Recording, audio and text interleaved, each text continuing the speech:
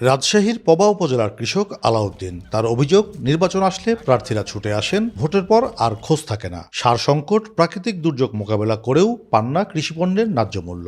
একই অভিযোগ তার মতো আরও কৃষকের। আমি মোটামুটি 2006 থেকে আমি কৃষি কাজ করি। এই পর্যন্ত আমাদের সরকার খালি মুখেই বলে যায়, আমরা কোনো প্রতিশ্রুতি পাই না।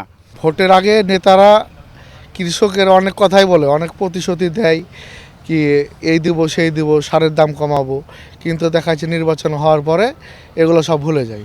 দেশের রাজনীতিতে এবার বড় ইস্যু কৃষি। দীর্ঘদিন ধরে ন্যায্য মূল্যের বঞ্চনা, উৎপাদন খরচ বৃদ্ধি এবং মধ্যস্বত্বভোগীদের দৌরত্বের চাপে থাকা কৃষকদের ঘিরে বড় বড় প্রতিশ্রুতি দিচ্ছে রাজনৈতিক দলগুলো। বিএনপি সামনে এনেছে ফার্মার্স কার্ড, অন্যদিকে জামাত বলছে ন্যায্য মূল্য, ভর্তুকি ও কৃষি কাঠামোগত সংস্কারের কথা।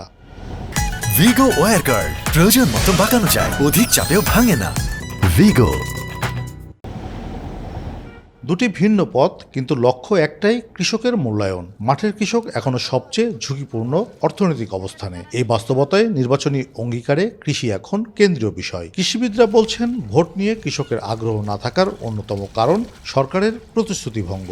প্রতিটা দলই কৃষকদের জন্য প্রতিশ্রুতি দেয় এবং প্রতিশ্রুতি দেয় কৃষকদের কাছে ভোট নেয়, কিন্তু ভোটের পর দেখা যায় যখন সরকার গঠন করে তখন কৃষকদের পাশে আর থাকে না। কৃষকদের প্রতিশ্রুতি, সেই প্রতিশ্রুতি রক্ষা করে না। তাদের দুর্বলতা, তারা সরকারকে প্রেশার দিতে পারে না, যে সরকারি গঠন করে না কেন বা লোকাল যে প্রতিনিধি থাকে সরকারের পক্ষ থেকে তাদের কাছে যাওয়ারও তাদের সেই সুযোগটা হয় না, বা সুযোগ হলেও বিভিন্ন পলিটিক্যাল নেতার কারণে তারা সেই পর্যায়ে পৌঁছতে পারে না। দেশে সংসদীয় কৃষি নীতিমালা না থাকায় নির্বাচন কিংবা রাজনৈতিক সংশ্লিষ্টতা নিয়ে আগ্রহ হারাচ্ছে কৃষক। এজন্য তাদের শক্তিশালী সংগঠন গড়ে তোলার কথা বলছেন বিশেষজ্ঞরা। এখানে একটি অভাব লক্ষ্য করা যায় যে কৃষকদের যে সংগঠন, সেই সংগঠন অত্যন্ত দুর্বল প্রকৃতির। এই দুর্বল সংগঠন হওয়ার কারণে তারা দাবি আদায়ে সক্ষম হয় না। দেশের কৃষি অর্থনীতি এগিয়ে নিতে কৃষকমুখী সরকার গঠন জরুরি বলে মনে করছেন বিশেষজ্ঞরা। কাজী শাহেদ, দেশ টিভি, রাজশাহী।